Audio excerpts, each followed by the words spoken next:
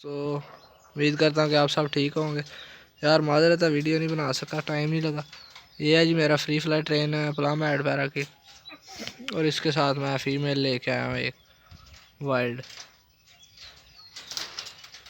یہ چیک کریں، رک نہیں رہی صحیح سے، آپ کو نظر نہیں آئے گی.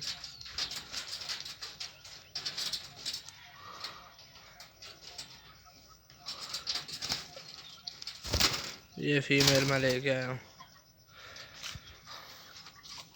اور نیچے والے کیج میں ایک رنگ نیک ہے. یہ چیک کریں.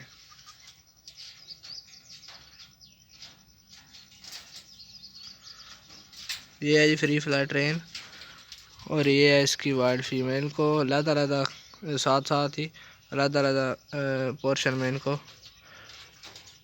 ڈالا ہوا تاکہ ایک دوسرے کو یہ لگاؤ اور پیر بن جائے. ابھی تو یہ اڈلٹ نہیں ہوئے کیونکہ 2 سال 2.5 سال تک یہ اڈلٹ ہوتے ہیں.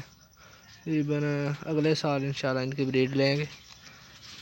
چلیں جی، اگر آپ کو ویڈیو اچھی لگی تو لائک کیجیے گا، اور کمنٹ کر کے بتائیے گا کہ ویڈیو کیسی لگی. اللہ حافظ. اللہ نگہبان. پاکستان زندہ باد.